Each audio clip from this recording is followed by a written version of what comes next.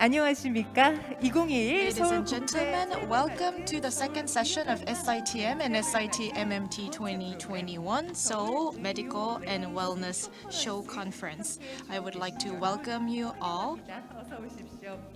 이어서 진행하고 I am Chung Ji-young, and again, I will be your MC for this session. 네, 저희가 지금 유튜브 생중계와 Currently, this session is being streamed live on YouTube, and also we are joined by our audience from all over the world through Zoom. So we have a lot of people who are joining us on Zoom. If you can hear me, please raise your hands and wave so that I can see you can hear us. 반갑습니다. 어서 It is a pleasure to meet you and welcome. Thank you very much for joining us today. 의료 웰니스 Medical and wellness tourism. Now, some of you may be unfamiliar with this term. To define the term, it refers to trips to destinations with excellent medical infrastructure, such as Seoul, to receive various medical services ranging from specialized care like surgeries to mental health and beauty care, while also enjoying tourism at the same time.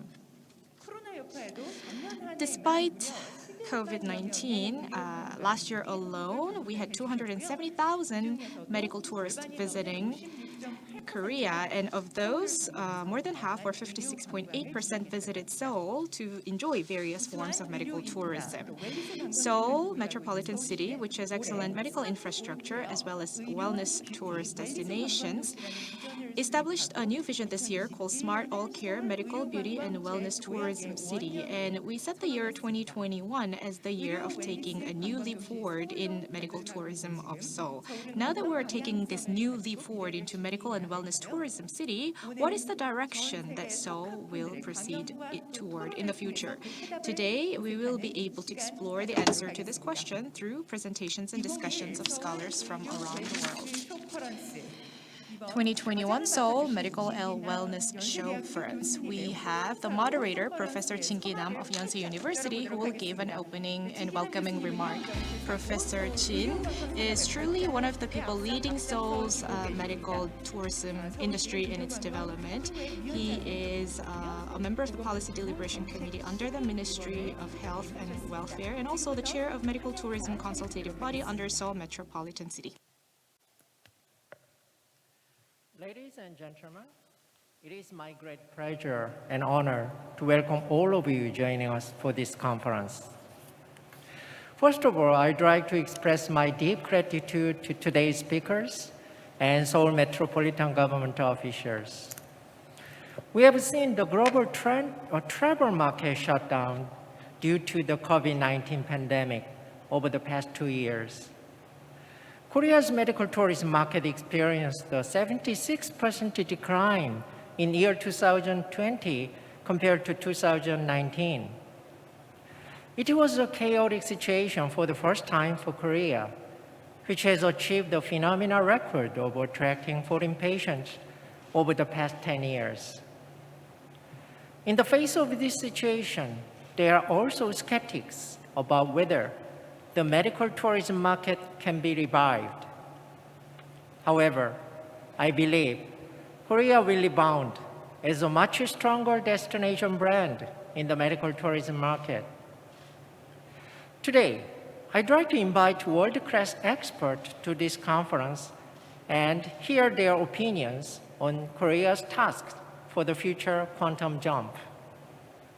Today's speakers will give future-oriented advice such as collaboration between medical tourism and wellness tourism, increase of customer value through the use of fourth industrial revolution technology, and destination branding. I hope we can learn a great deal from presentations and discussions. Thank you very much for your attendance.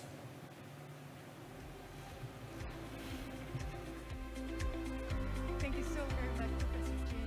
Through his welcome remarks, he shared with us the highlights of the key topics of the show, friends. Thank you very much for your open remarks. 네, 글로벌 의료 또 웰니스 산업의 새로운 교두보가 될 서울 Global medical tourism and wellness tourism. This will be the two bridges that we will serve for the future of Korean tourism industry. Let me now introduce our speakers and topics of this session. Each year, Global Wellness Institute announces the most trusted indicators and trends of the global wellness industry. She is the leader and chairman of this Global Wellness Institute. Susie Ellis will make a presentation on the understanding of wellness industry in the era of post-COVID-19. I'm Susie Ellis, Chair and CEO of the Global Wellness Institute. It's my pleasure to be with you today. While one day I hope to be with you in person in South Korea, it is an honor for me to address this esteemed audience virtually today. Your theme, A New Horizon for Medical Wellness Tourism, seems extremely timely. Wellness tourism is something that I have studied for quite some time now, and I was privileged to help bring the first Global Wellness Tourism Economy Research Report to the world back in 2013 through the Global Wellness Institute. That report was the first to define the sector, quantifying its economic value, and I believe it has been instrumental in helping wellness tourism develop around the world. It's especially gratifying for me to share my expertise on this topic here with you because I see a very bright future for wellness tourism and for its stronger establishment here in South Korea. While it is an economic opportunity for each country individually, it is also such an attractive option for individuals, both for domestic travelers within countries and those who travel between countries. If developed optimally, it can contribute to helping citizens of a country improve their own health and wellness.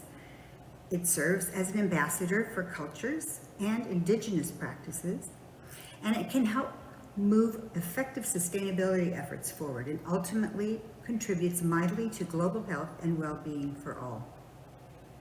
You might wonder why I'm so enthused about wellness tourism at this time. After all, we are still in an uneven recovery from the pandemic, and a lot of people are still not traveling. Nevertheless, I am optimistic, and that's based on three things. One, there was a tremendous amount of momentum for wellness tourism taking place before COVID. In fact, while overall tourism was growing at 3.2% annually, wellness tourism was growing much faster, in fact, at double the rate, 6.5%. Secondly, while the pandemic brought most travel to a halt, it also did something else. It ignited a huge interest in health and wellness for individuals, companies, and governments everywhere. Prevention is now on everyone's mind. And third, the early signs I'm seeing around the world where travel is coming back is that pent-up demand is fueling a surge in people getting away for both physical and mental health, first domestically and then across borders. Now, South Korea has some major advantages. You have already successfully developed a vibrant medical tourism industry. Also, you have a worldwide reputation for longevity, a total life expectancy ranking number 3 in the world by the World Health Organization. And thirdly, you have gained a prominent reputation for handling the COVID pandemic well. I'm going to endeavor to do a few things in my remarks today. First, I'm going to give you a brief history of wellness travel, some definitions and numbers, and I want to share with you my personal belief that keeping medical tourism and wellness tourism distinct is the way forward, and that is something I believe you are already successfully doing. And I want to share with you, secondly, some unique and specific opportunities that I see for South Korea to capitalize on wellness tourism. And third, I'm going to end my discussion by sharing with you what we at the Global Wellness Institute are talking about and seeing in terms of future wellness tourism trends. Okay, let's get started. In 2013, the Global Wellness Institute launched its landmark study on wellness tourism. It did so when our annual Global Wellness Summit took place in New Delhi, India.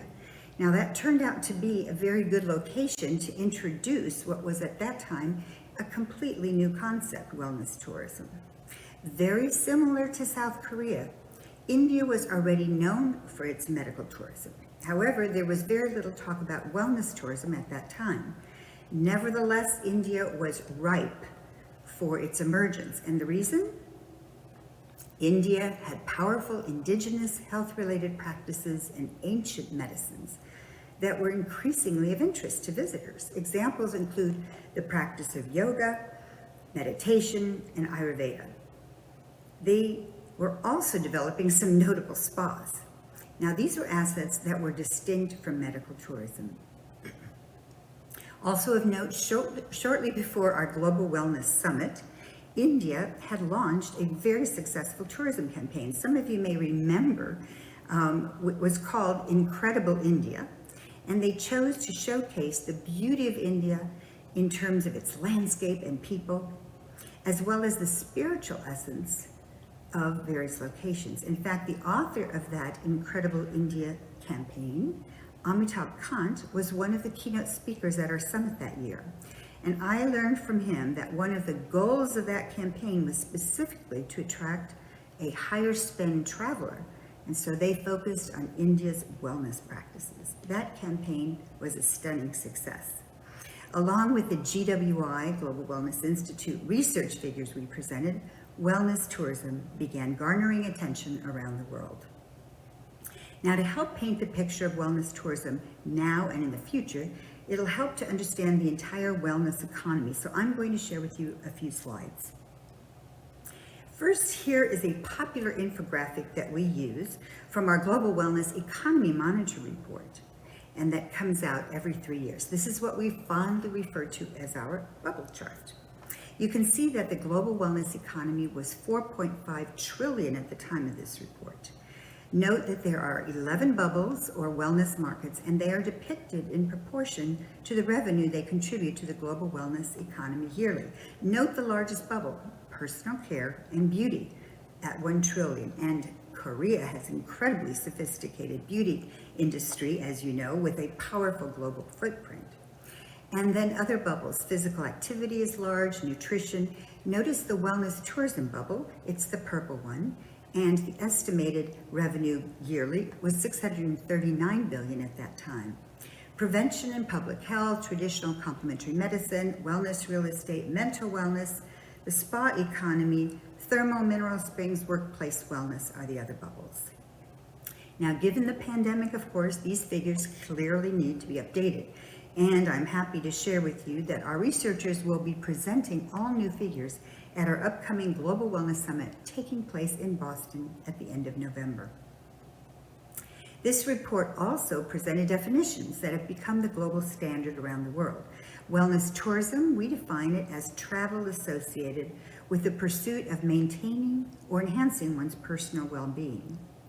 And furthermore, we made an important distinction between the two types of wellness travelers: the primary wellness traveler, where wellness is the sole purpose or motivating factor for their trip and destination choice, and the secondary wellness traveler, where the traveler seeks to maintain wellness while taking any type of trip.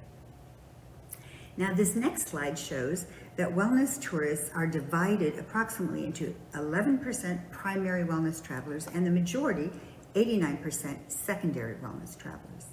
And of note, they spend 50 to 180% more per trip than the average tourist. They are, in fact, as India proved, very high yield travelers. Okay, let's spend a few minutes digging a bit deeper into the difference between medical tourism and wellness tourism. So medical tourism is travel to receive treatment for diagnosed disease, ailment, or condition, or to seek enhancement. It is often motivated by lower cost care, higher quality care, better access to care, and/or care not available at home. Wellness tourism, on the other hand, is travel to maintain, manage, or improve health and well-being. It's motivated by a desire for healthy living, disease prevention, stress reduction, management of poor lifestyle habits, and/or authentic experiences. Now, there's been one major development since the time of our landmark research report on wellness tourism, and I wanted to bring it to your attention. In 2018, the UN WTO and European Travel Commission released a report on exploring health tourism. They suggested that the term health tourism be used as the umbrella term and that wellness tourism and medical tourism be subtypes. While that is something that might eventually catch on in parts of Europe where the term health tourism is more commonly used, I feel strongly that it confuses the consumer, and I'm a proponent of not adding the term health tourism to the mix for the additional reason that its history is often associated, most often, with the medical side of things. Now here's an interesting comparison, looking at the size of these two sectors side by side. The first set of numbers is from Patients Beyond Borders, with our own GWI figures for wellness tourism. Joseph Woodman, CEO of Patients Beyond Borders, is a friend and colleague who I admire and whose statistics I trust. I know you'll be hearing from him later during this conference, and I too look forward to hearing his current views.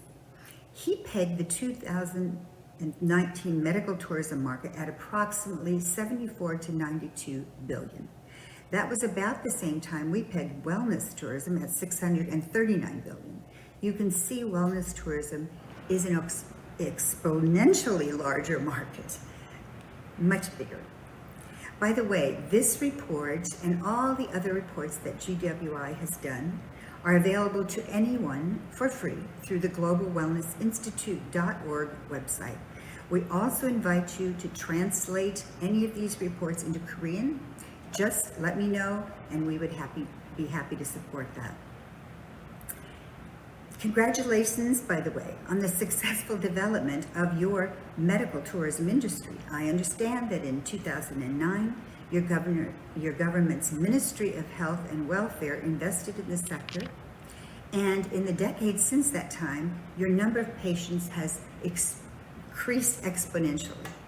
I've also learned that in 2016, your Ministry of Culture, Sports and Tourism announced that they would be developing wellness tourism, and I look forward to seeing what will be accomplished in the decade to follow. Major kudos to you that you did not make the mistake that I have seen made in many countries around the world, asking the minister in the health arena to develop wellness tourism. Medical tourism and wellness tourism are best developed independently. I would not suggest combining them. In my view, it has not worked anywhere in the world, because what happens is that the medical world sees everything through their medical and strict regulatory lens, which ends up dominating, and in the long run, keeps wellness tourism from flourishing the way it can independently. Let's look at wellness tourism opportunities for South Korea specifically.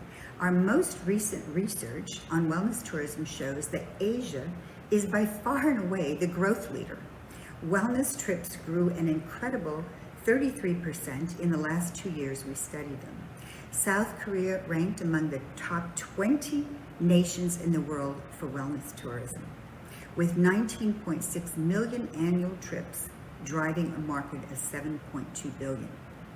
As you know, every country has indigenous, unique to them health practices. Bringing those to life has been the most successful way forward for developing wellness tourism. We have already touched on the achievements for India with their yoga, meditation, and Ayurveda. Other successful indigenous practices would include Thailand, capitalizing on their Thai massage, Bali with its Balinese massage and spiritual culture, Turkey and Morocco trumpeting their hammam cultures, and Japan becoming increasingly known for its onsen and forest bathing. The global wellness traveler is endlessly hungry to experience new, indigenous, ancient wellness approaches from around the world. Let's take a look at this fun slide that shows various indigenous practices for countries around the world. You can see the Temescal in Mexico, wine retreats in South Africa, banyas in Russia, and you can see that South Korea is labeled with the term Chimcheonbang, or Korean bathing. I understand that wellness tourism is developing here in South Korea. with sectors such as beauty and spa, traditional Korean medicine, nature and forest healing, and healing and meditation. Those are all excellent directions to tell the K-wellness story to the world. However, I would like to point out that you might be missing out on something that the rest of the world already attributes very positively to South Korea. From my somewhat admittedly American perspective, I would say that the following have captured my attention in terms of unique South Korean practices: Korean bathing culture, Korean scrubs, Korean ginseng, Korean food, heavily focused on fermented approaches, tapping into the huge momentum for the microbiome and gut health conversation globally. Hot springs, K-beauty, skincare, sheet masks and such, and your advanced beauty technology. Personally, the one practice I think that has tremendous potential is the Korean body scrub. It's unique and already has a global following. And yes, I would board a plane, come to South Korea to experience it at the source. By the way, the Global Wellness Institute will be launching a Geography of Wellness section on its website in 2022, where we will help countries introduce whatever unique wellness practices they would like to showcase to the world. I would love to see South Korea take part in that. Okay, on to future wellness tourism trends. I'd like to share with you some of the current and future wellness tourism trends we're tracking at the Global Wellness Institute. Basically, we are seeing that 2021 is the year of the travel reset. People have had time to reflect, and they are finding that wellness is more important than ever, and that travel is an important part of their desire for a healthy and happy life. A McKinsey study found that 79% of world consumers now report that wellness is important to them, and every market surveyed reported a big increase in the prioritizing of wellness in the last 2 to 3 years. And a new American Express study found 76% of global consumers plan to spend more on travel to specifically improve their well-being, with 68% reporting that their next vacation will be focused on improving their mental wellness. The travel pause is also giving the travel industry a chance to think about rebooting travel for the better, to correct some of the key things happening in travel that were destructive for the environment and the culture and community of destinations. Fighting over tourism, moving from manic getaways to a slower, nearer, more mindful travel. With tourism accounting for more than 10% of the world economy pre-pandemic, it is crucial to try to build back better. The 3 megatrends that we feel will impact wellness and travel going forward are the following. 1, an understanding that all travel is now essentially wellness travel. 2, a nature economy is rising. There's a profound new value for nature and wilderness as healing. Nature experiences are becoming as monetizable as spas and fitness. The hottest new hospitality experiences are all about awe-inducing nature experiences. Every property and destination needs to develop its nature assets, and Korea has such rich ones. 3rd, the huge acceleration of remote work means the rise of digital nomads and new concepts like the wellness workation and wellness sabbaticals. Longer stays at wellness destinations where work and wellness are blended each day. It provides a huge opportunity. For the short term, we see an emphasis on safety, hygiene, and especially air purity, slower, nearer, and more mindful travel, the need to pay attention to domestic demand, and a recognition that optimism about travel is tempered by hesitancy. For the long term, we predict that regenerative travel is a term we'll be hearing more and more. People will want locally sourced food, environmental and social initiative. Travelers are putting purpose first. They're matching their passions to travel and pursuing heritage trips or personal goals. They'll stay longer. There will be a rise in sophisticated, integrated wellness and medical resorts. That's a great opportunity for South Korea. There will be a new focus on food as medicine. We'll see new programming around physical and emotional resilience and mental wellness. Touchless wellness experience and technologies will become popular. Immune health will become its own lane in wellness programming. Breath as medicine will become popular. And what we ache for most, human connection. Finally, an emphasis on fun. The world seems ready to come together once again to experience the joy of being alive and sharing fun and laughter. While none of us know exactly when travel will get back to where it was pre-pandemic, history shows that eventually it will come back. Travel is famously resilient, and as travel opens up, we predict wellness tourism will be the fastest growing future sector in all of travel. Thank you. 네, 감사합니다. 기존 강연 Thank you very much. This was an opportunity for us to hear from Susie Ellis about the trends in wellness tourism as well as its future promise. I'm sure that we can leverage our advantages as a strong destination for wellness tourism, as Susie told us. Thank you very much for your advice.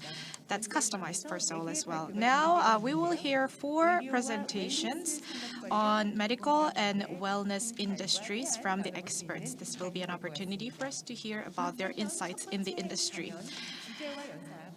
I would like to introduce the first presentation as well as the speaker. We have the first speaker from Patients Beyond Borders, which is a publication with international authority dedicated to medical tourism. He also publishes a guidebook for international medical tourism every year. The CEO of Patients Beyond Borders, Joseph Woodman, will present under the title of Medical Tourism in Our Post-Pandemic World. Good morning, good evening, good afternoon to everyone who is attending from wherever in the world you may be. I think no one in this room expected the pandemic to be as long-lasting or as far-reaching in so many ways as it's been. And I'm grateful to the sponsors of this conference to allow us to gather and share information, even though we may not be able to be present. Before we begin, I just want to extend one note of sincere appreciation and congratulations to the country of Korea for its many donations throughout the world of the vaccine, including its most recent donation to the country of Vietnam. And so I hope many other countries can follow suit and act accordingly. It's so very important to have some parity and equality along those realms.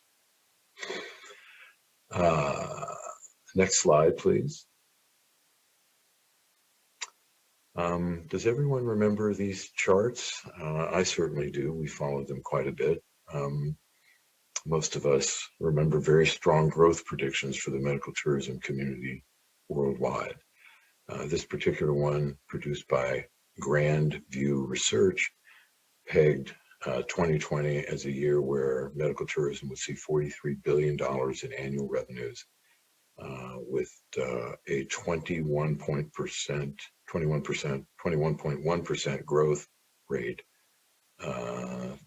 to 2027, which was a compound annual growth rate totaling $237 billion. As we all know, that didn't come to pass. Our world looks a little bit more like this.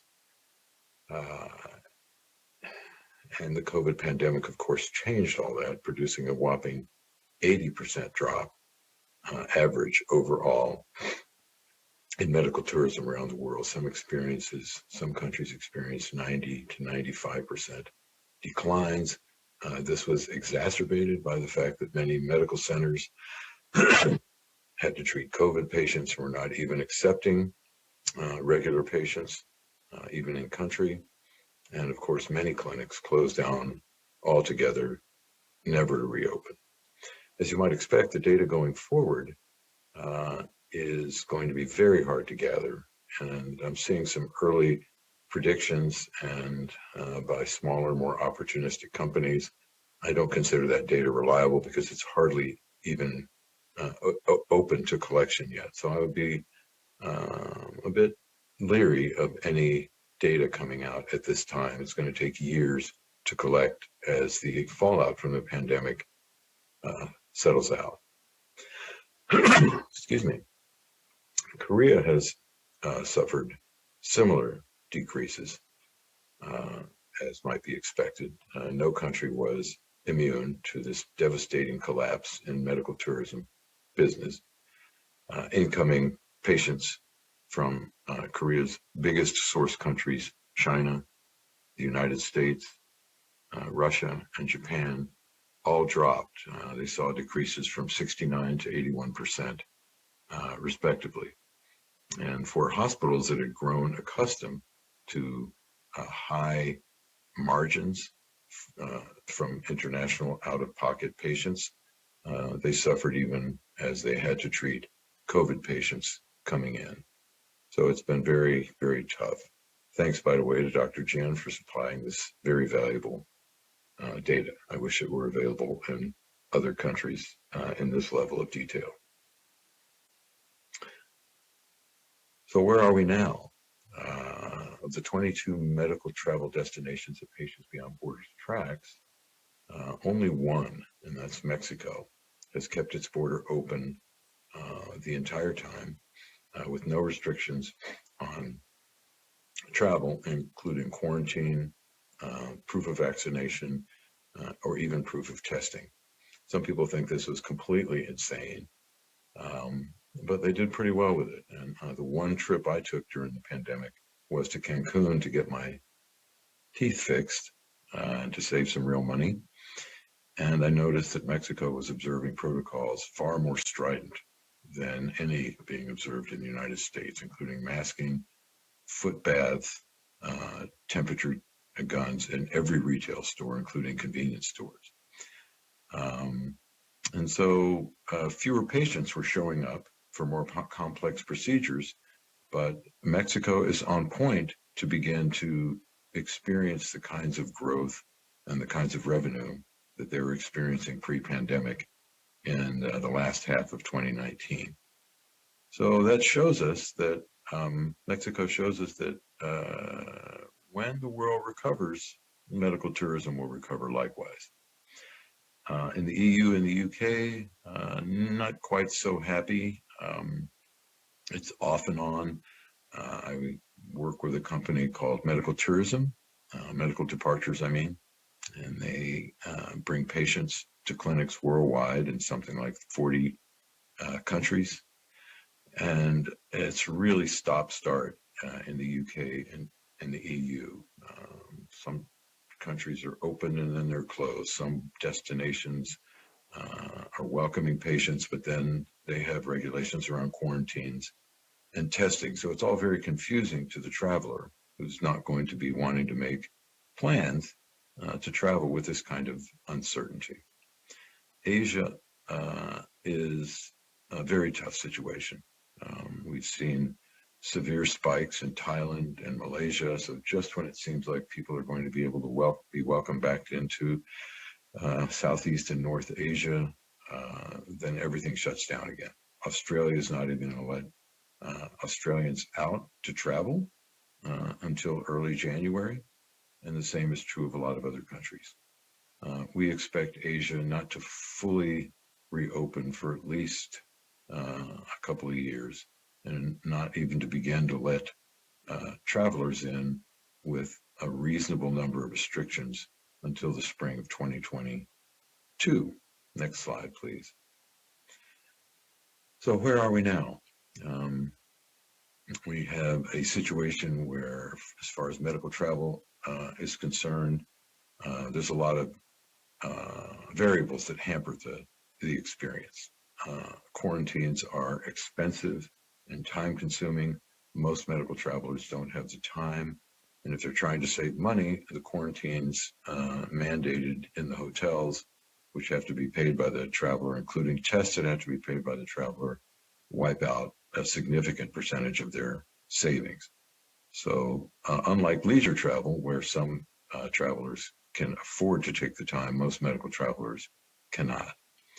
So there's a lot of confusion and resistance among patients who are naturally concerned about their abilities to get there and back on top of any complications that they might experience. So these days, if a traveler doesn't have a good reason to travel, they're not going to. And medical travel, unfortunately, sometimes is not a good enough reason. So when are we going to recover? Everyone asks that question when I get approached by the media. It's just a huge issue. I ran across a pharmaceutical technology poll. It's the only one that I could find that basically is all over the map. We have our optimists, we have our pessimists. It kind of follows the human condition.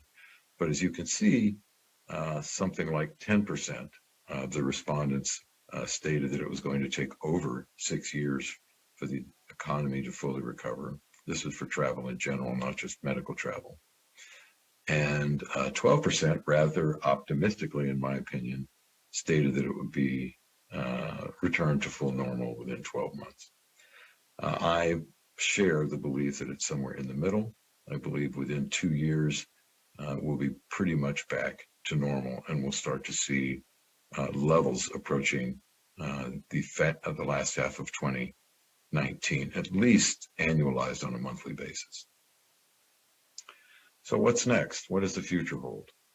I think Asia, unfortunately, including Korea, is going to recover last.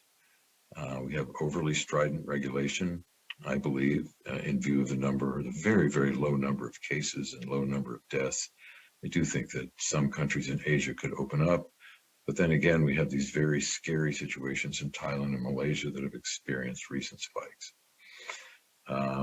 Asia suffers in another way, and it's largely a fly-to destination. Drive-to destinations, for example, Canada and US into the borders of Mexico are doing very, very well, but that's because they feel safer in their cars. I think light cosmetic dentistry and surgery will be the quickest to recover. People feel safer with dental and cosmetic work than they do with orthopedic or cardiology. We have a pandemic-induced urgency around dental and cosmetic surgery, where people just either are getting older, feeling older, or their dental conditions have degenerated from, let's say, just a sore tooth to a root canal or an implant needed. Finally, expect surges. We've experienced this in Mexico and to a lesser extent in Costa Rica, where the moment a border is open, a lot of back business comes in that's been pent up over the course of a year to a year and a half. And you want to plan for those surges so you don't ramp up too much in terms of supplies, in terms of labor, and see them for what they are. And there's going to be a lot of midnight oil burn during those surges. But as things settle out, you're going to see a lot of peaks and valleys with patient flows. So how do we regain market share and strength as the pandemic hopefully winds down and we see fewer and fewer of these case and death spikes? One is to continue to keep in touch with your patients. A lot of people think, well, that patient's gone, never going to return. Keep track of your patient inquiries. Let them know the news. Let them know what Korea. Don't assume that they know what's going on in a Korean hospital or what's going on in the country of Korea, whether they can travel there or not. Be helpful to folks that have inquired over the past year to year and a half, even 2 years. You also want to keep your affiliates very close, partner hospitals, partner physicians, associations. Things have changed. They've changed dramatically. And some operations are closed. Some protocols are different. Some folks are using telehealth more than personal visits. And it's important to stay close to your affiliates so that you can stay on top of things and adapt accordingly. A corollary to that is you want to cultivate new people, new affiliations, so many clinics and so many facilitators and so many people that are a heart of the medical travel community were having a hard time as it was, and the pandemic pretty much shut them down. Finally, I recommend that you re-embrace in-person engagement. to the extent that you can. Very important. You can fly to Vladivostok, or you can fly to Germany, or you can fly to the United States to visit some of your affiliates in person. There's nothing like relationships. Perhaps I'm being too old school, but folks are really eager to get together, and the people that I've gotten together in business makes a lot of difference. Susie covered a lot of this in her previous presentation, but don't ignore the wellness and beauty markets in Korea's very, very central role that they play in spas, non-invasive cosmetic work, as well as cosmetic surgery, and cosmetic dentistry as well. You've got a lot of fine dental clinics in Seoul, and people need dental work as their oral health has declined over the last year and a half. Just very quickly, I wanted to share with you a couple of real-world examples of telemedicine at work. Korea has a fantastic opportunity to explore the new telemedical innovations that have really come to the forefront over the course of the pandemic. And it's not going to go away when the pandemic goes away, when the coronavirus settles down. Telemedicine is here to stay. Teleconsultations, in this case, Max Healthcare in India offers teleconsultations, and City of Hope in the United States offers second opinions. They charge sometimes for it, and they bill the charge into the patient's cost if they happen to visit or if they happen to have a treatment. Finally, partnership outreach. It's so important these days. I guess in parting, I'd like to say that we've all been very personally isolated in our homes, with our families. We haven't been able to reach out, and we've become accustomed to being isolated. And I believe that corporations have also become isolated and formed our own bubbles. And I would encourage erring on the side of outreach and breaking out of some of your bubbles and not being isolated as a corporation, so that we can all get a sense of collaboration, a sense of healthy competition, and a sense of being together again as a world group of businesses and healthcare providers. Thank you. Thank you very much, Mr. Woodman. It was an opportunity to learn about the impact of the pandemic on medical tourism industry. Telemedicine is one of the emerging trends in the wake of the pandemic, and we will have to be flexible toward these new transformations. Thank you very much for your presentation. Continuing, we would like to introduce the second speaker and her presentation. And the speaker received the 2020 Research Excellence Award for publishing Beautyscape, a research paper that analyzed the global cosmetic surgery tourism market in Sociology of Health and Disease, an academic journal of British Sociological Association.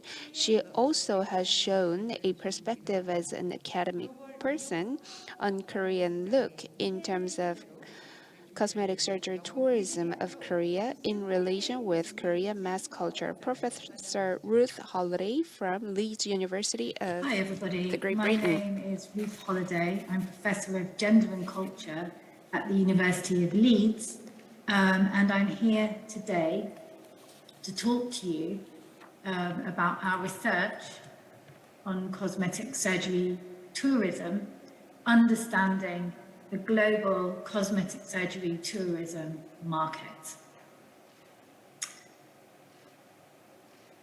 This paper is really based on our book, Beautyscapes, which was published by Manchester University Press earlier this year in paperback, and was written with my co-authors, Meredith Jones and David Bell. The research on which it's based included 3 sending countries, the UK, Australia and China, and 7 destination countries, South Korea, Thailand, Malaysia, Poland, Spain, Tunisia, Belgium and the Czech Republic. We interviewed 103 patients, 36 surgeons, 29 agents or medical travel facilitators, and 45 other workers in the industry, including drivers and nurses and hoteliers and so on. And we also traveled with and stayed alongside patients during their cosmetic surgery journeys.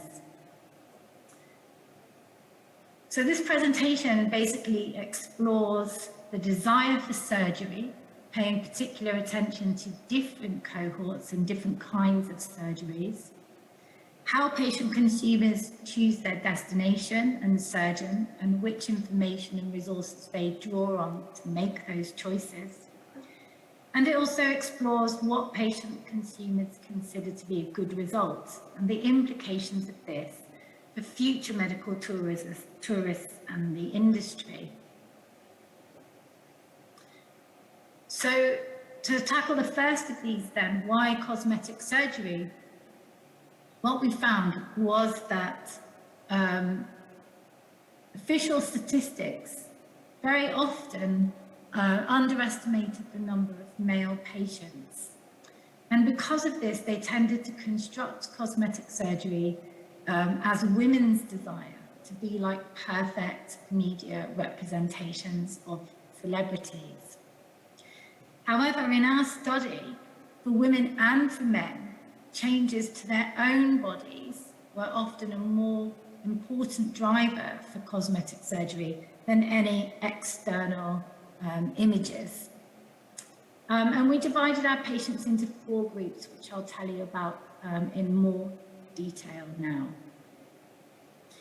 So first of all was correction, and this was surgeries such as ear pinning, so pinning back ears that stick out, birthmark removal, labiaplasty for labia that were considered too big, and so on. The second category was repair, and this was often a bit later in life, talking about repairs to injuries. So for instance, cauliflower ears sustained during rugby matches, or broken noses being re-straightened after horse riding accidents, but also breast enlargement or body contouring after pregnancy or weight loss. Anti-aging, of course, was about facelift, neck lift, eye lift, these kinds of surgeries, or sometimes breast uplift. And then there were the category of fashion surgeries. And in this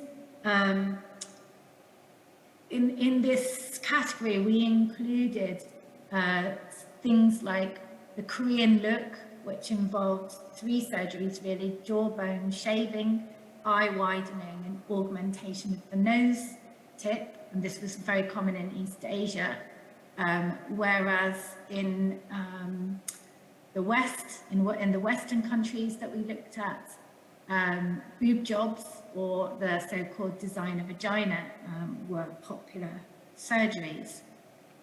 However, we can't really sort of talk about these 4 different categories as self-contained and discrete. So sometimes patients, for instance, talked about going abroad to get a designer vagina, but what they meant in practice was repair to a birthing injury. Or people talked about getting a boob job, and that was more about correcting asymmetry than just having a breast enlargement. And all of these different groups considered cosmetic surgery to be an investment in their body, which was designed to improve their body and their self. So the second thing that cosmetic surgery patients need to decide is where to go. what destination should they travel to? And again, cosmetic surgery patient consumers are often portrayed in the media as clueless, impulsive, irresponsible medical tourists. For example, who might be on holiday in Thailand and purchase 2-for-1 surgeries on special offer being sold at the airport. But there are a number of vested interests in these narratives. So for instance, surgeons' organizations back in sending countries tend to play up these stories in the media to try and discourage patients from traveling abroad. And this kind of image could not have been further from the truth for the people in our study. Most patients used some kind of word of mouth to choose a surgeon based on the positive experience of friends or friends of friends, especially for what we might call fashion surgeries. Others who didn't know people that had traveled already tend to lurk for years on internet forums, narrowing down potential surgeons by scanning for bad news. And any bad news about a particular surgeon or a particular clinic meant that they were discounted very quickly. So positive reviews were vital for attracting more patients. Most in our study tended to use medical travel facilitators. These were often former patients themselves, and patients joined agents, Facebook's, Weibo, WeChat groups, watching patients' experiences of travel and surgery in real time before deciding on undertaking surgery themselves. However, despite this long period of research, once patients decided that they wanted their surgery and who they wanted their surgery with, they wanted to get it very quickly to avoid the anxiety of a long wait. For Australian and UK patient consumers, destination country was selected largely on cost as well as quality, and destinations like Thailand, Malaysia, Poland and Tunisia provided very upmarket facilities at a significantly lower cost than surgeons back home. And this was largely due to exchange rates or clinical costs in different countries. Some Australian women travelled in groups for fashionable breast augmentations, calling themselves booby sisters, who travelled with a booby mother who would be a former patient turned agent. But most people in our study travelled alone. UK and Australian patients were largely working or lower middle class, and they funded their surgery through things like small inheritances or tax rebates and so on. However, Chinese patients were wealthier and they were often paid more for their surgery in South Korea than they would have paid in China, because surgery in South Korea was seen as better quality. In addition, parents often paid for children's surgery, especially as in things like graduation presents and so on, for eye surgery. This market was very sensitive to perceived quality and risk, and so the death in Korea of a Chinese medical tourist raised significant concerns amongst potential travellers. So this is something that needs to be very carefully organised so that bad news doesn't circulate amongst, or so that there is no bad news to circulate amongst potential clients. So related to that then, a good result is paramount. Unlike other forms of medical treatments where a patient may be cured or otherwise, cosmetic surgery tourism has similarities and differences to this. It has a number of dimensions that are really important. So travel must be smooth. Travelers must feel looked after.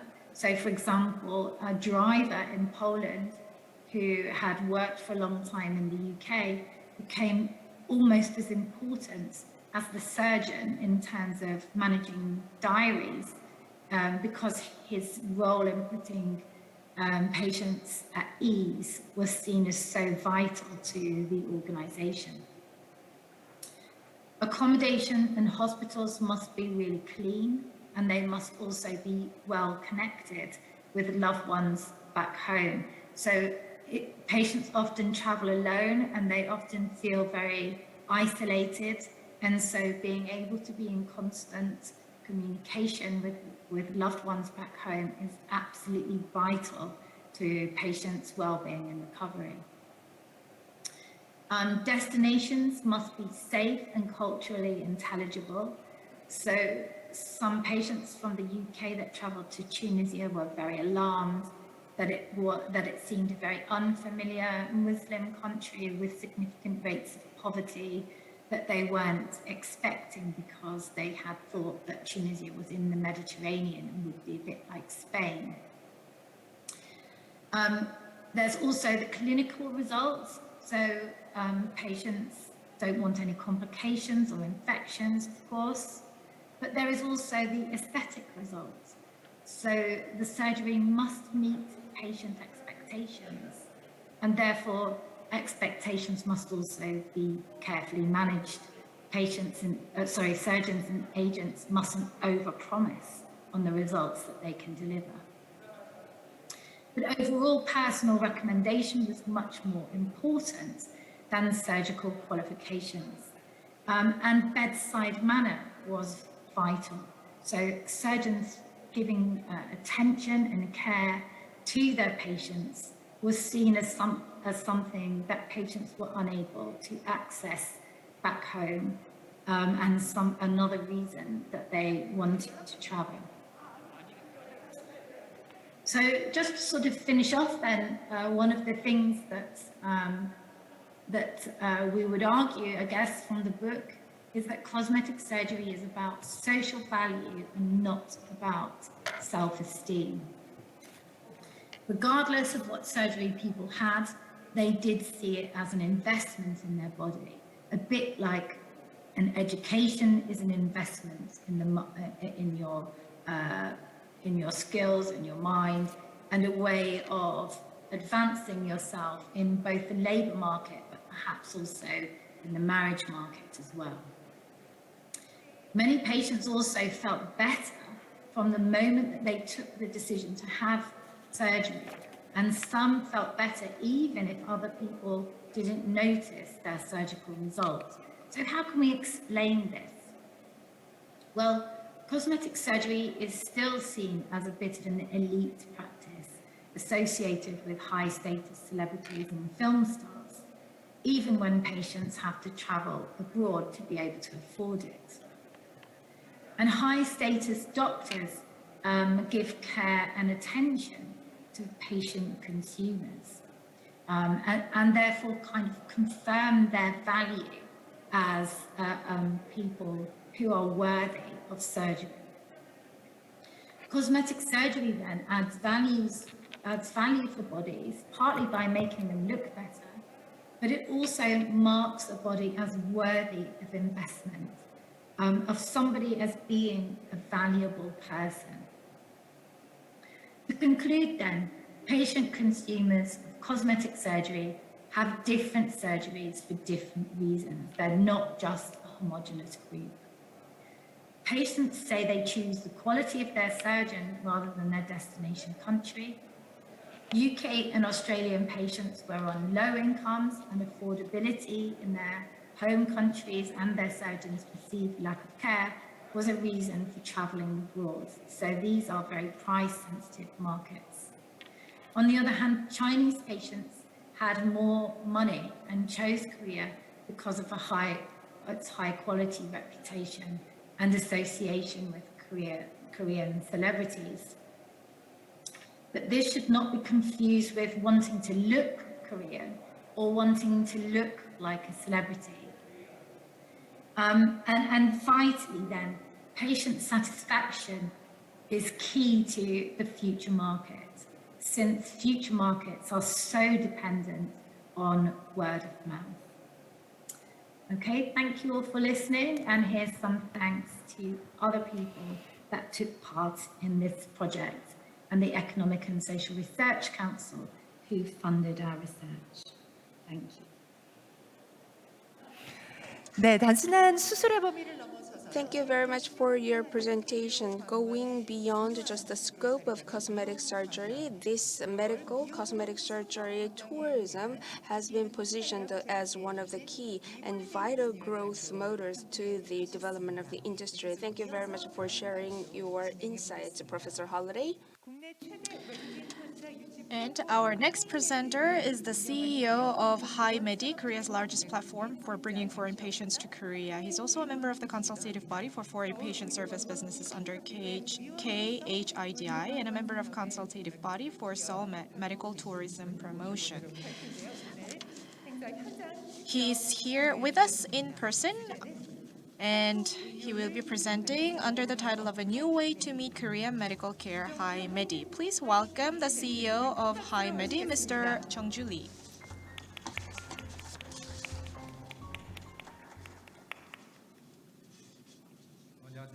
Ladies and gentlemen, hello.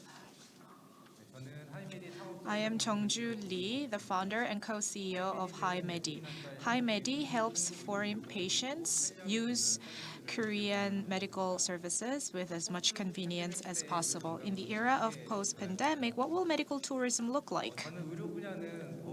I believe that medicine will become more digital and medical tourism will also become digital in line with this trend.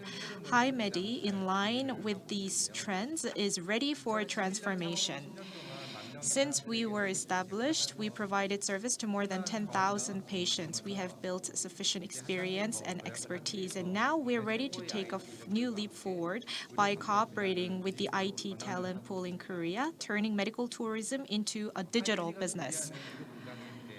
The future of medical tourism that HiMedi is preparing for involves a lot of transformations, which I would like to cover today. So there are patients who travel overseas to an alien country in order to receive medical services. It's a country where they don't speak the language, and they're very concerned about which hospital or clinic to get their treatment from. So more than 25 million people around the world spend more than 100 trillion Korean won a year for medical tourism. They look for a high level of medical technology, low medical cost, and short waiting time. And these are some of the motivators for choosing a foreign hospital in a foreign country.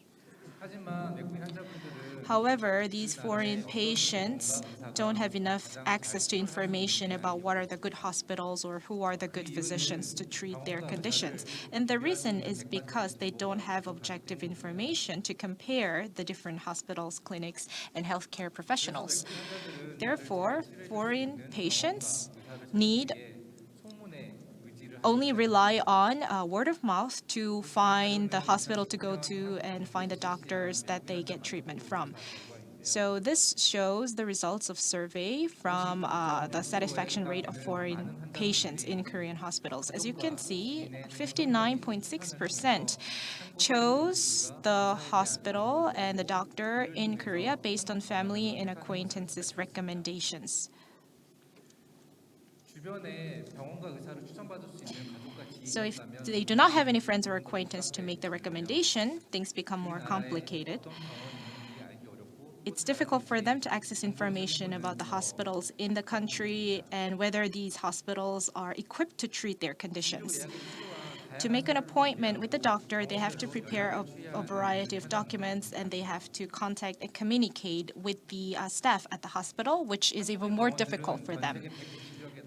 Korean hospitals receive hundreds of inquiries about treatment from 190 countries or more, so they also struggle to handle all of these inquiries from different countries. Even if you do make an appointment with the hospital, things don't end here. You have to travel from the airport to your accommodation. You have to find the hotels close to the hospital, and also you have to find ways to get emergency support. There are myriad things that you have to process before you actually come to Korea to receive medical services. Simply choosing the hospital to go to is complicated, but there are so many other things that you have to decide, and there aren't services which provide a one-stop solution for these services. So at the moment, we did not yet have a service which provides for these needs of the foreign patients. So HiMedi asked this question to ourselves: why do patients need a consultation when they choose a hospital? There are so many things to take care of when they choose a hospital, and so why isn't there a service already which processes and handles all affairs on behalf of these patients? Can't we create an ecosystem to attract foreign patients so that the entire industry can grow? We ask these questions to ourselves, and we are trying to answer these chronic problems of the industry from the patient's point of view using technology.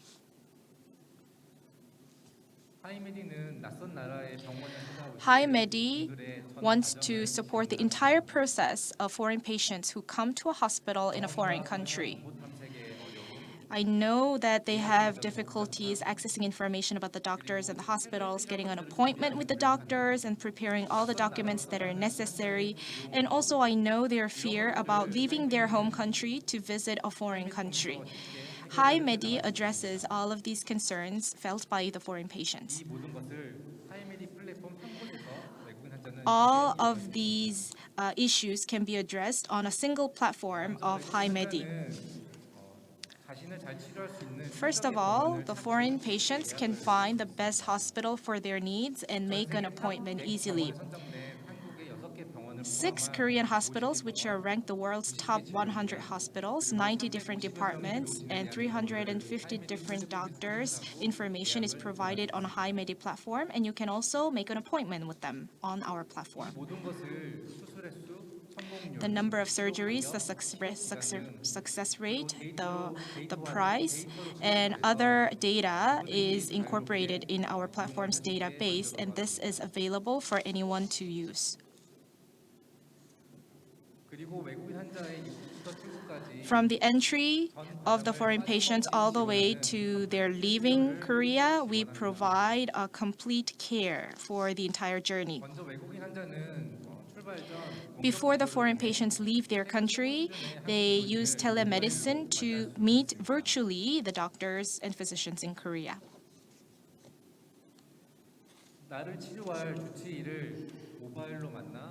Through this virtual consultation with the doctor, they can hear about the treatments that are used in Korea and the technologies that are used in Korea so that they can come to Korea with the confidence that they will be in good care.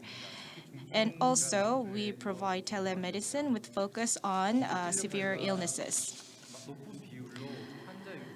Thanks to teleconsultation, we have seen a high ratio of foreign patients transitioning to medical tourism visitors in Korea. The Middle East, Southeast Asia, and other countries will be added to our portfolio of source countries. After entering Korea, the foreign patients will be driven to their hotel by the car. They must be tired from a long flight, and also their families could be tired, so we provide a service where they are driven by car to the hotels. Also, after finishing their treatment, they are again provided with a car which drives them to the airport. All of these can be arranged on the HiMedi platform. During their stay in Korea, they need an accommodation where they can stay, so we also help them find the right accommodation. In line with the safety concerns and also in line with the proximity with the hospital, we give them a recommendation of the appropriate hotels. We give them information about the types of guest rooms as well as the rates of different rooms so that they can book the room and hotel that they want according to their needs.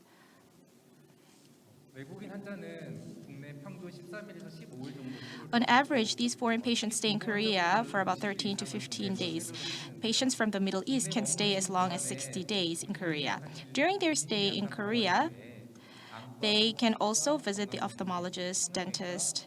They can get a health checkup. They can go to Oriental medicine clinics as well as beauty clinics to get extra care. Through the HiMedi platform, foreign patients who visit Korea can make an appointment with additional clinics and hospitals, and they can get information about a variety of different hospitals and clinics in Korea.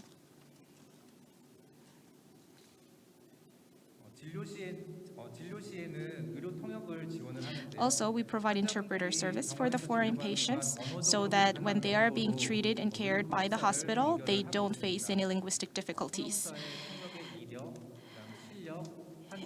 Career experience, as well as the satisfaction rate, as well as the qualification of these interpreters is provided to the patients so that we can manage the quality of interpretation.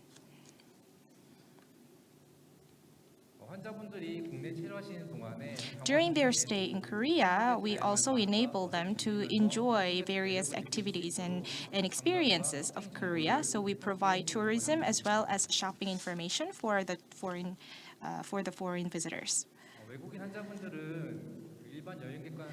Unlike other leisure travelers, foreign patients need extra sophisticated care. In case they have an emergency need, HiMedi platform operates as a call center. The foreign patients don't have to wait and they don't have to face any linguistic barrier. Once they leave an inquiry with the service center of HiMedi, we get back to them as quickly as possible to provide them with the help that they need.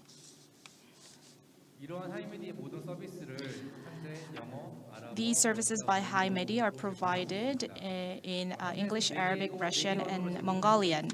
Currently, we provide our service in 4 languages, but we plan to expand the number of languages to 10 so that we can continue to provide more localized language services.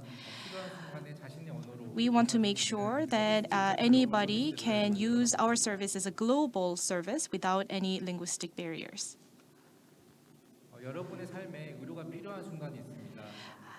Everyone has needs for medical services at one point in their life, and we want to be the service that helps you at that point in your life. With that, I would like to conclude the introduction of HiMedi.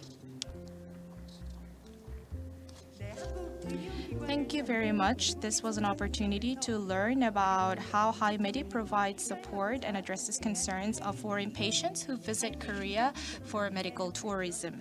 Thank you for your presentation. It was such a good direction suggested for the future of Seoul medical tourism. And this will be the last presentation of this session. And the speaker will talk about marketing destinations for health and wellness. As the health officials of Dubai, she has been contributing to the establishment of Dubai Health Experience, which is the representative brand of medical tourism in Dubai, and she is now working as a special consultant for specialized medical tourism of Arab Emirates states. Please My name is see Linda CEO Abdullah. Linda I am Abdullah. the CEO of RX Healthcare Consultancy in Dubai. It gives me a great pleasure to be with you all in Seoul today discussing medical travel and wellness travel. This important summit comes at a very important time in the history maybe of our lifetime.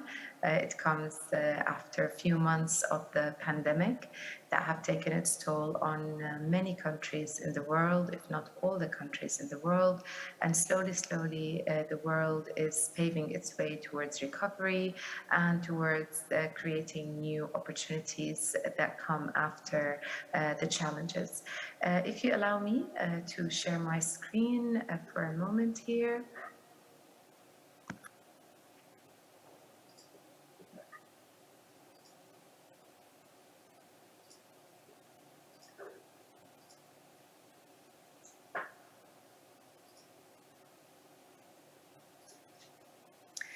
Our subject today is marketing destinations for health and wellness. The global wellness market in 2020 stood at $801 billion, and it is destined to grow at a compound annual growth rate of 7.2% as we go to 2030. Definitely, many drivers are there, chief among which was the pandemic effect. During and post-pandemic, there is a lot of awareness about health and lifestyle. There is a lot of care about mental and physical well-being. There is a lot of awareness that's going towards the preventive health. So this all is opportunities for our destinations to create value, to create services that attract those who care about this kind of lifestyle to come to our destinations. Definitely, in general, increase in life expectancy. They care about anti-aging, awareness about the various treatments from alternative medicine, stem cell therapies has always been a point that people really cared about. And with the pandemic, there has been a lot of time that people were researching into that. So I think there's a shift from just looking at appearance to taking care of the internal wellness as well. This shift gives our destinations an edge to think on how do we want to make our destinations known for those treatments. I mean, many destinations, they have natural resources that they are promoting for wellness and health, but others, as they are creating their marketing strategies, they need to look at those resources that are untapped into to create a value around them, because people do care about wellness and physical well-being as well as mental well-being. So we need to look at our spas, we need to look at our hotels, and probably redefine them, or I call it reimagine them in the format of health tourism to create new experiences and winning marketing strategies. The destination perception is not anymore just a shopping destination or a fun destination. There's so much more that goes into it after the pandemic. There's how they manage the pandemic, the numbers, the clinical indicators, many things are points that the clients look into, and we need to be very specific and very transparent in the way that we are communicating to them. The way the value proposition is being constructed and architectured is very important. We need to look at those that are within sensible proximity to us. People still have anxiety to travel. People still have many thoughts that what if lockdowns, etc., have always been limitations for people to travel. And although now with the vaccinations and with the lower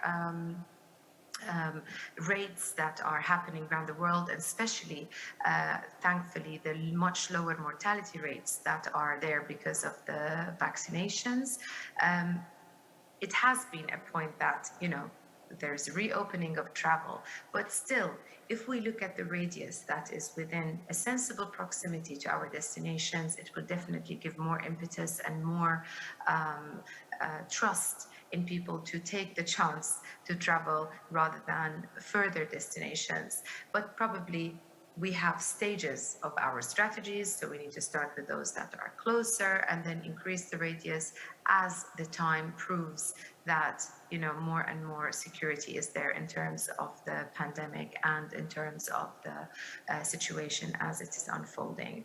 Safety of our destinations is not anymore a subject that is just superfluous. It's very important. It's at the center of the brand attributes: safety of the country, safety of travel, safety of taking care of those who could possibly get the COVID even when they are traveling.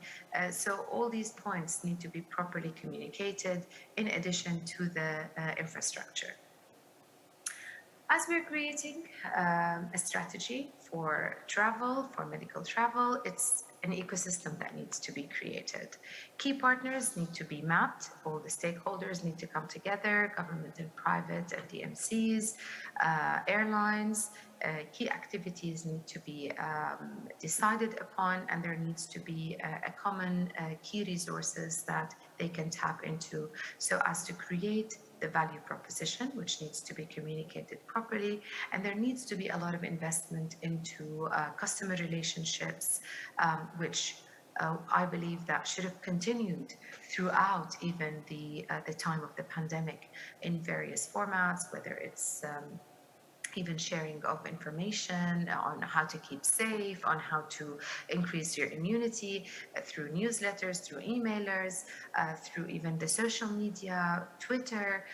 There are so many channels that need to be tapped into so as to make sure that the ecosystem that's there is healthy and is ready for the sustainable strategy of medical tourism. Building a destination brand is definitely a continuous process. There needs to be so many brainstorming sessions that need to take place on the level of the destination with the various stakeholders. They need to create compelling touch points, transportation, airlines, tourism, points of communication on safety.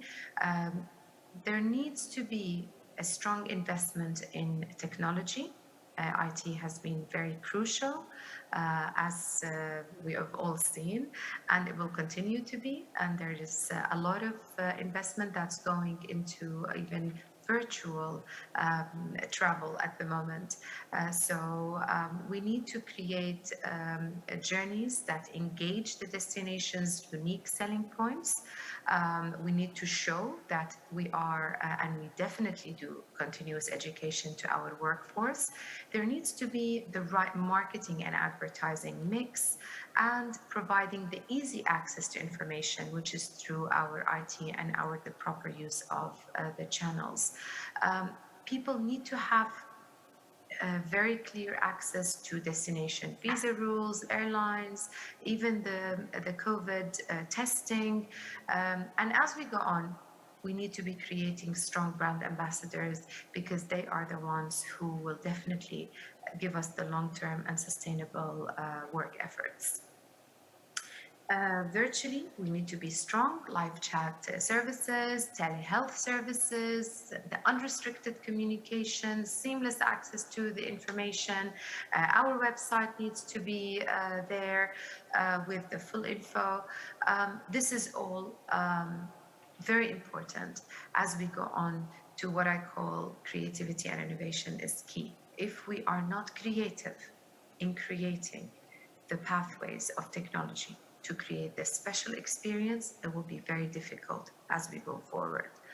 Today we're talking about well-pitals, about med hotels that offer medical wellness and spa services, integrated in the healthcare system destination. You need to show your customers that you can modify quickly your offering. Today we are looking at wellness hospitals, maybe on a spa, on a cruise ship, a spa that is mobile. People can get access to it from different points. So we need to be creative in that. And virtual hospitals are also area that we need to not forget. Telehealth will continue to play a very important role in shortening the journey of the health tourism patient. So we need to definitely be aware of this and create special experiences. The key today is to look at how we can create sustainable strategy for our health tourism. I think that collaborations are very important among various government and tourism authorities, the healthcare councils, the medical education authorities. We need to be developing the right measures for the economic impact to ensure sustainability. We need to have shared investment plans and strong PPPs between private and public sectors. We need to have a strong environmental and social responsibility in place. People are very much aware about these points and they need to be communicated. And I believe that a strong regulation is one of the very important factors that ensures the long-term sustainability. Impactful health policies, the sharing of information, the transfer of technology and expertise, having proper accreditation of our medical tourism services, and the integration of his hospitality and the wellness sector are very important. In closing, I will sum up very important points that will ensure a proper proposition is definitely devised for those who would like to access our health and wellness offerings. You need to have a unified messaging strategy across the various sectors. That's why coming together is essential. A clear destination proposition needs to be defined. What are the specialities? What are the advantages of coming to the destination? The safety measures that the destination offers need to be created and communicated and all the time revisited and given into different channels. Creating the collaborative ecosystem between the private and government and stakeholders is very important. So everybody works towards a unified path, and having the very important buzzword today, which is also the competitive costs that need to be studied properly. Mental well-being is very important, and focusing on long-term rehab is another avenue that we should not underestimate, especially those who have suffered from COVID. Today, it's that aftermath of COVID that we need to also tap into as medical and wellness tourism experts. We need to create a value proposition for those who have suffered from COVID and are ready to travel to safe destinations to rejuvenate and get better. In closing, I would like to thank you all for being with us today, and I wish all the success to the summit and all of you to have very successful deliberations. Thank you very much. 네, 의료 관광의 핵심 국가 중에 Thank you 하나죠. very much 두바이의 for 의료 sharing your 관광 key information about medical tourism as one of the leaders from the perspective of health and medical tourism experts in Dubai. She has shared a practical marketing strategy that was established in Dubai. The transfer of messaging, strong collaboration, and creativeness are the key messages that she has shared with us. And that brings us to the end of all presentations prepared for the second session. And now it is time to invite the experts of medical tourism and wellness industry for a discussion. And even for now, all the audience from the world is with us online. 저희 이제 패널 토론 Now we would like to open up to the panel discussion session. 분들 소개해드리도록 하겠습니다. I would like to introduce the participants of our panel discussion today. As a moderator, we have Professor Jin Gi-nam from Yonsei University, and we have our panelists, CEO Lee Jung-ju of HiMedi, and Assistant Professor Danny Kessler of Dongseol University. Now we will begin a panel discussion under the theme of a new horizon for medical wellness tourism. 네, 참석해 주셨습니다. 그럼 Now that everybody is seated, I would like to hand over the mic to Professor Jin. Professor Jin, please moderate the session. This is Professor Kim Jin. Now I'm going to take the lead in the discussion. So first, let's ask Susie Ellis a question. Susie, You mentioned 찜질방 and ginseng and skincare as well as products in South Korea.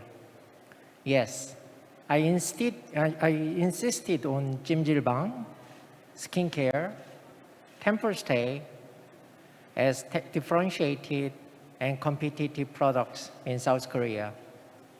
As keywords after COVID-19 medical tourism market, I'm considering safety, immunity enhancement, and stress management.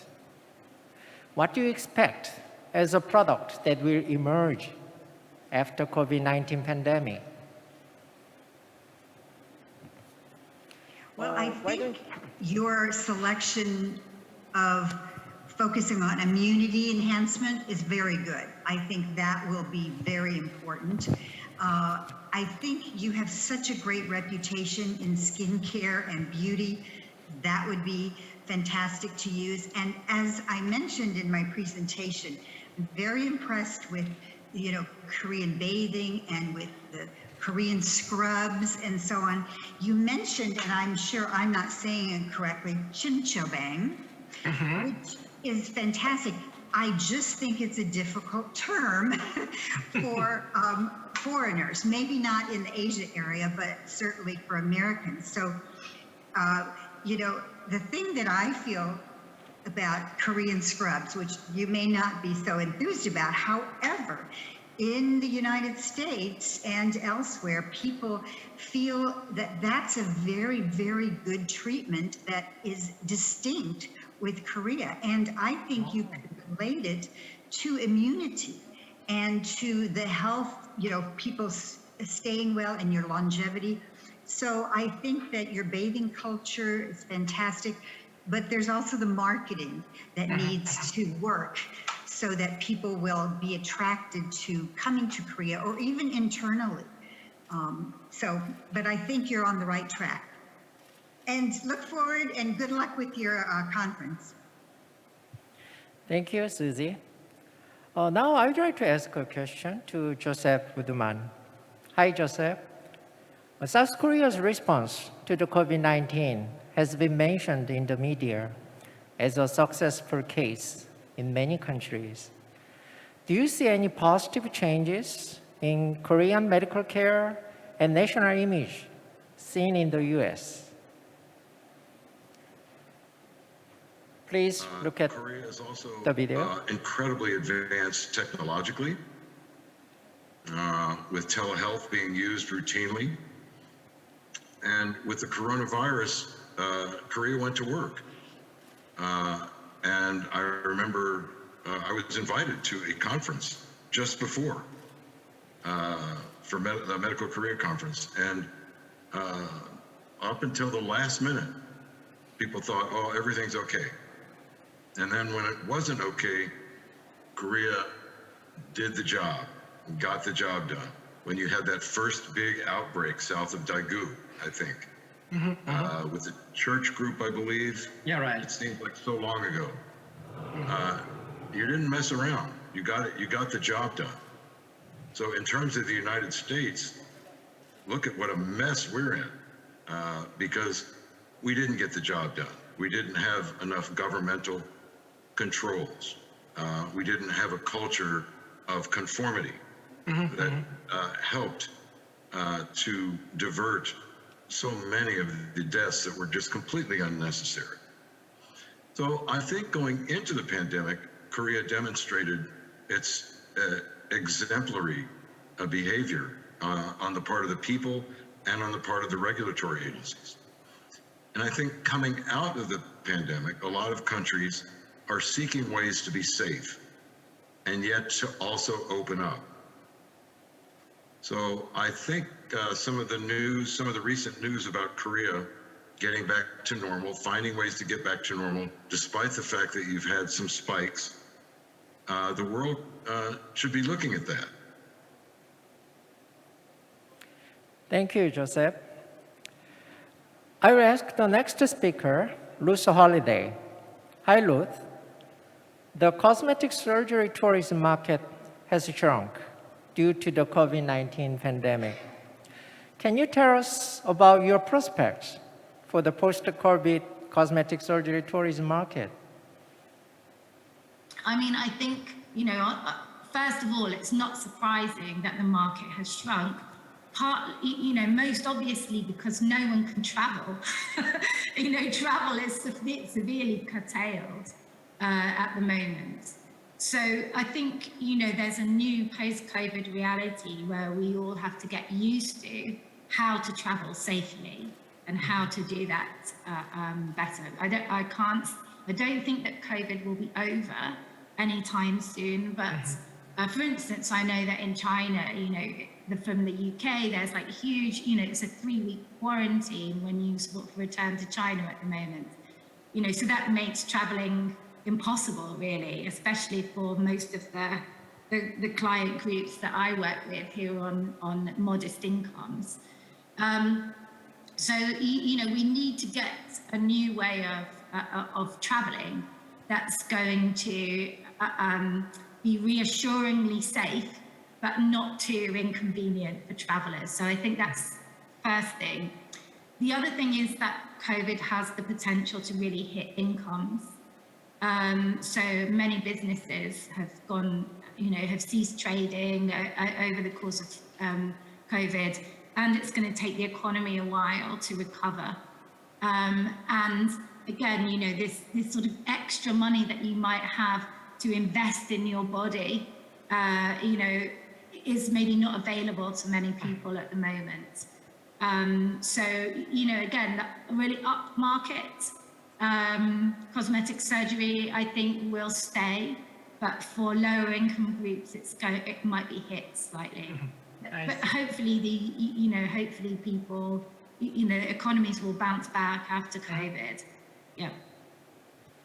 Thank you, Ruth.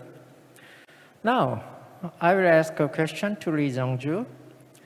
You have created an online platform in a situation where most agencies are downsizing their business during the COVID-19 pandemic. It seems that the role of non-face-to-face online platforms will grow in the future. What additional efforts are you considering? 네, 교수님 질문 감사합니다. Thank you, Professor, for the question. During the pandemic, we HiMedi also faced various challenges and crises.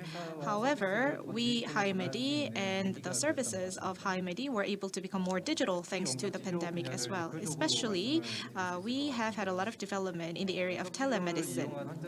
The patients who used telemedicine compared to those who did not were 3 times more likely to actually visit the country for medical care. Therefore, HiMedi will continue to leverage the online platform and telemedicine and digital technologies in order to create more medical products for our foreign patients so that they can access more of our medical care services in Korea. So we hope to expand the area of telemedicine.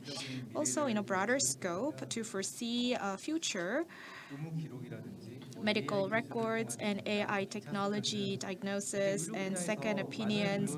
And a lot of these areas will see technological innovations.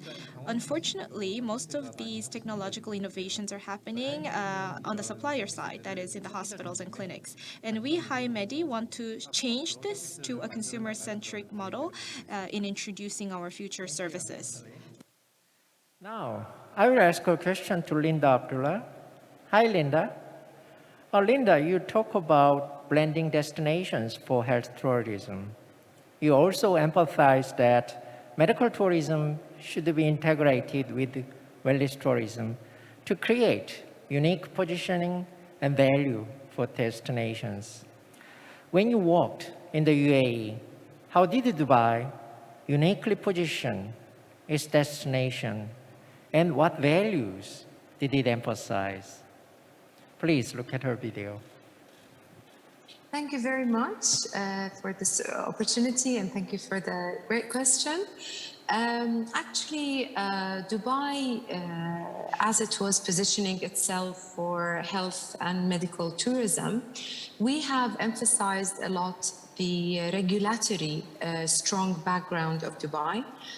Medical tourism was positioned with the regulation sector at the Health Authority in Dubai, and that gave it its very strong and unique position because it gave a lot of transparency was communicated, a lot of safety was communicated, and the patient or the health tourist felt very safe when they come to Dubai from the regulation aspect that they are not on their own, plus the regulation sector because it controls and regulates the licensing, the talent. So the talent acquisition and continuity of medical education, etc., as it is monitored and regulated by the regulation sector, gave it its unique proposition.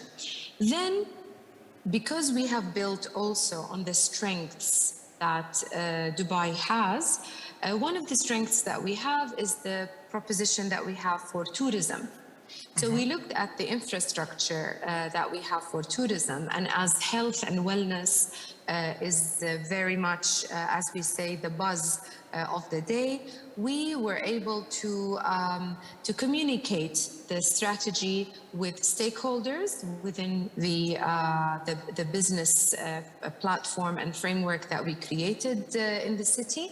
And together, there was a lot of collaboration that has happened to create, welcoming packages, continuity of care. So the patients, if they come to the hospitals and their families are being taken care of in hotels, they're having a great time with enjoying all the attractions in the city.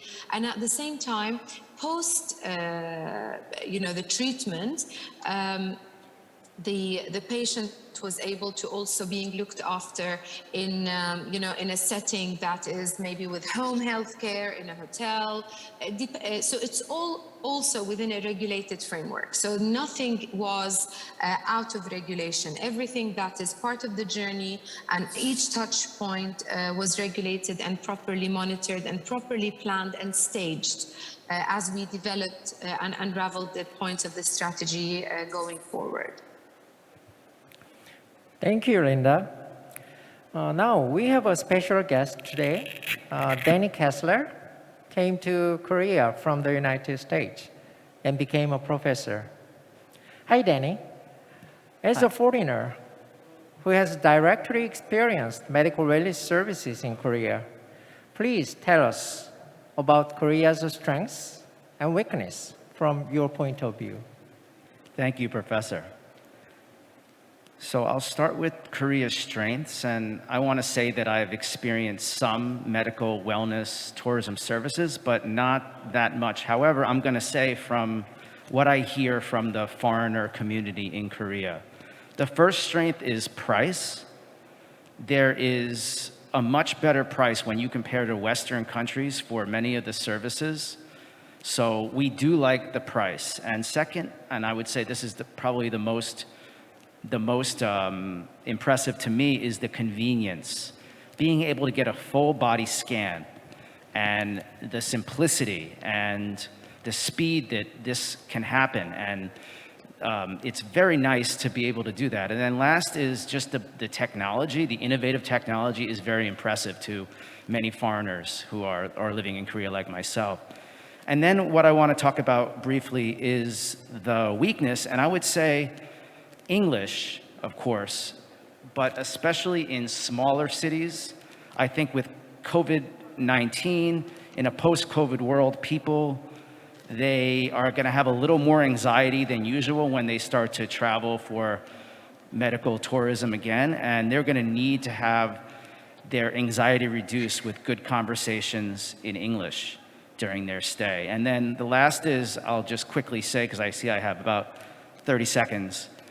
Yesterday, I was in Sangsu, and I wanted to walk to Seoul Forest for my well-being, just to get a nice, relaxing walk, and I got lost along the way, and I tried to use the Google Maps. So I think that a lot of the people who come to Korea, they might have this same sort of stress when they leave the hospital infrastructure. So those are the two weaknesses that I see in South Korea as far as medical and wellness tourism. Thank you. Thank you, Danny. The world-renowned experts who spoke today suggested visions and specific strategies for us to prepare for the post-COVID. Thank you to everyone who participated today, and I hope it was helpful to you in gaining insight. Thank you. 네, 좌장으로 오늘 활약해 주신 진기남 Thank you very 교수님 much, 그리고 Professor 이정준 Jin Gi-nam, for 대표님 moderating the session, and thank you, our discussants, CEO Lee Jung-ju and Professor Danny Kessler. And this rounds out the Seoul Medical Wellness Showference, which was held under the theme of A New Horizon for Medical Wellness Tourism. On the basis of the insights shared today, I would like to ask for your continuous interest and affection for Seoul, which will be a leading mecca of medical tourism in the world. And today's showference can be played once again on the official website, and we will have a short break for 30 minutes and resume the opening ceremony, which is the last program of today's event. And during the opening ceremony, the Mayor Oh Se-hoon of Seoul Metropolitan Government will deliver his presentation on the future vision of Seoul tourism with the preparation of living with Corona era